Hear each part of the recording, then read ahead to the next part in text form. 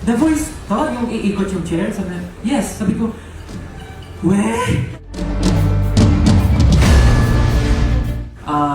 to be honest, nung sinabi sa akin yung project na to, parang dumaan lang siya sa akin. Sabi ko, okay. Tapos, nung sinabi nila, The Voice to yung chair na iikot. Sabi ko, ay, The Voice to, yung iikot yung chair? Sabi niya, yes. Sabi ko, ganun yung reaction ko, parang, ako? Like, The Voice, magiging coach or mag-audition ako? Ganun pa yung sabi ko eh. Sabi, hindi, coach ka. Wala, natulala po ako for 2 days. So, kasalanan niyo po na hindi po ako nakapag-practice ng 2 days dahil sa inyo yun. And nung sinabi po ng management namin sa members ko, sabi po nila, kunin mo na. Hindi na namin alam sasabihin sa'yo pag hindi mo pa kinuha yan. Kasi, to be honest po, sobrang mapili po ako talaga sa kung anong project yung kukunin ko. And napapansin po kasi ng mga tao, yung other members ko po, like nag-release na po sila na solo song sila, may solo project sila, and ako po yung wala pa.